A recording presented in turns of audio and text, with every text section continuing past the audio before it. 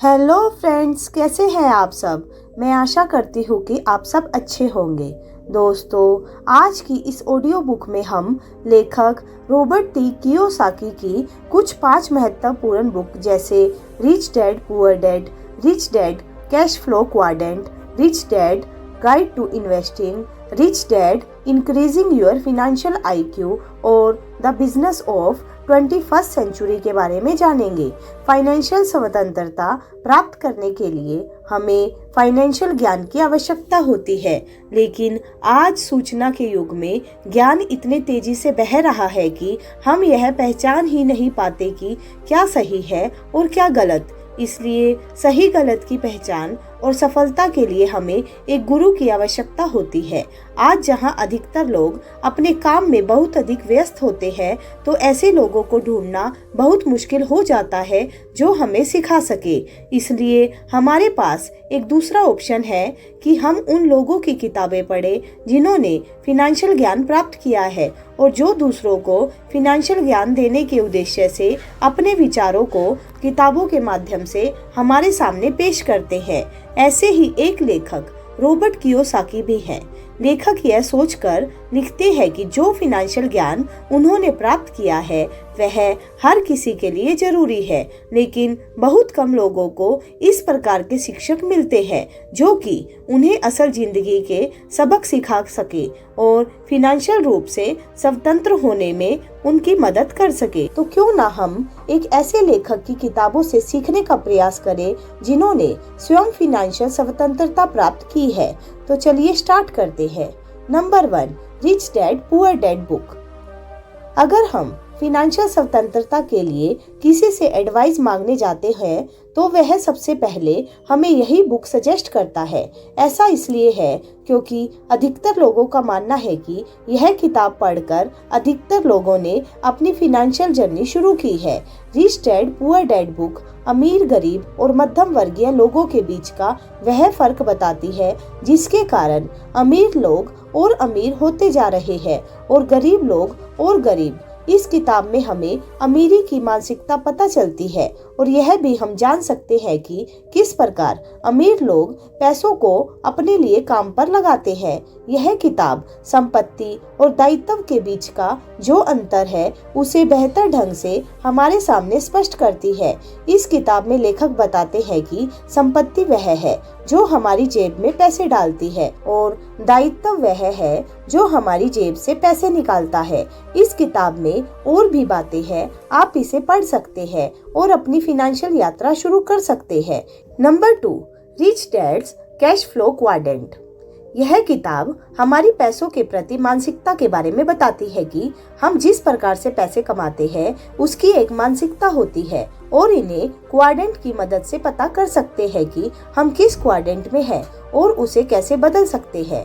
लेखक इस बुक में 4 क्वाड्रेंट के बारे में बताते हैं, जिसमें पहला कर्मचारी क्वाड्रेंट जिसमें वे लोग शामिल होते हैं जो 9 से 5 की नौकरी के लिए प्रतिदिन अपने ऑफिस जाते हैं। दूसरा स्वरोजगार क्वाड्रेंट जिसमें वे लोग शामिल होते हैं जो अपना खुद का व्यवसाय करते हैं। तीसरा है बिजनेस क्वाड्रेंट जिसमें वे लोग शामिल होते हैं जो एक व्यवसाय खड़ा करते हैं और उसमें काम करने के लिए लोगों को हायर करते हैं। चौथा निवेशक क्वाड्रेंट जिसमें वे लोग शामिल होते हैं जो दूसरों के बिजनेस में पैसा लगाते हैं।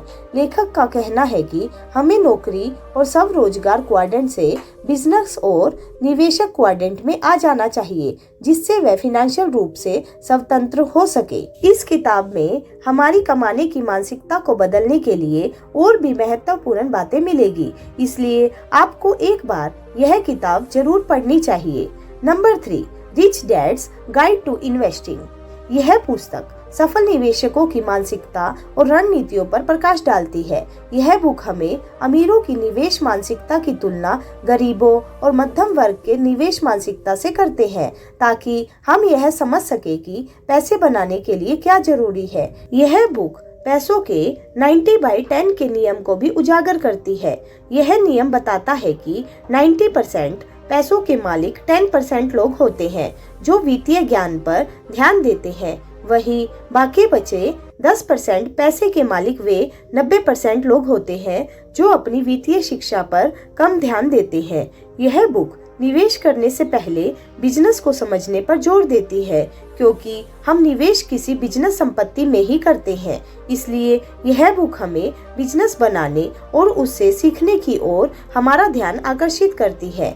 यह बुक निवेश के अनेक रहस्यों को उजागर करती है, इसलिए आपको यह किताब एक बार जरूर पढ़नी चाहिए। Number 4, rich dad's increase your financial IQ। Financial सफलता के लिए फिनेंशियली बुद्धि बढ़ाना आवश्यक है, क्योंकि फिनेंशियल बुद्धि के बिना हम पैसा नहीं बना सकते हैं। फिनेंशियल बुद्धि नापने का कोई तरीका तो नहीं है, लेकिन इस प्रकार देखा जाता है कि कोई व्यक्ति कितना पैसा बनाता है और अंत में कितना बचा पाता है। इस किताब में लेखक रॉबर्ट कियोसाकी हमें फिनेंशियल बुद्धि बढ़ाने के 5 तरीके बताते हैं। साथ ही हमें यह भी बताते हैं कि वह कौन से तरीके हैं जिनके कारण हम फिनेंशियल बुद्धिमत्ता हासिल नहीं कर सकते हैं। जितना आवश्यक पैसा बनाना है, उतना ही आवश्यक है कि अपने पैसों को बचाना भी है, क्योंकि हमारा पैसा चोर, डाकू और लुटेरों से कम खतरे में है और उन लोगों से अधिक खतरे में है जिन्हें हम प्यार करते हैं। इस किताब में लेखक बताते हैं कि अधिकतर लोग बजट बनाते हैं, लेकिन वे केवल खर्चों को कम करने का बजट बनाते हैं, ना कि पैसों को बढ़ाने का, जिसके कारण उनके बजट फेल हो जाते हैं। साथ ही लेखक हमें पैसों का सही से उपयोग करने के बारे में भी जानकारी देते हैं। इस किताब में फिनेंशियल बुद्धि बढ़ाने के और भी कई तरीके मिलेंगे, इसलिए आपको ये किताब एक बार जरूर पढ़नी चाहिए। Number 5, the business of the 21st century. समय के अनुसार बिजनेस को फैलाने के लिए तरीके बदलते रहते हैं। इस बुक में लेखक हमें बताते हैं कि 21st सेंचुरी में व्यवसाय करने के क्या बेहतर तरीके हैं और किस प्रकार अपने बिजनेस को सफल बनाया जा सकता है। इस किताब में लेखक नेटवर्क मार्केटिंग के महत्व के बारे में बताते हैं। आज के समय में नेटवर्क मार्केटिंग एक तेजी से उभरता हुआ बिजनेस है। हम यह जानते हैं कि हर बिजनेस को लोगों तक पहुंचाने के लिए कोई माध्यम की आवश्यकता होती है, लेकिन सबसे ज्यादा प्रोडक्ट तब फैलता है जब लोग उसके बारे में बात करना पसंद करते हैं और उसे लोगों को बताते हैं। यह किताब बताती है कि नेटवर्क मार्केटिंग केवल पैसे बनाने का साधन ही नहीं है, बल्कि यह व्यवसाय व्यक्तिगत विकास में भी योगदान देता है। साथ ही यह व्यवसाय हमें उन लोगों से मिलने का एक अवसर भी प्रदान करता है जो हमारी तरह अपने सपनों को पाने के लिए आगे बढ़ रहे हैं। इस किताब में नेटवर्क मार्केटिंग के बारे में ऐसी कई सारी बातें पता चलेगी, तो आपको ये किताब एक बार जरूर पढ़नी चाहिए। तो दोस्तों, मैं आशा करती हूँ कि आज की ऑडियो बुक से आपको जरूर कुछ ना कुछ सीखने को जरूर मिला होगा। दोस्तों, अगर आपने अभी तक हमारा चैनल सब्सक्राइब नहीं किया है तो प्लीज उसको सब्सक्राइब कीजिए और अपने सभी दोस्तों के साथ भी शेयर कीजिए। और हाँ, बेल आइकन को दबाना मत भूलिएगा, ताकि वीडियो के आने वाले नए नोटिफिकेशन आपके पास जल्द से जल्द आ सके। तो चलिए मिलते हैं अपनी नेक्स्ट ऑडियो बुक में। तब तक के लिए bye bye and take care.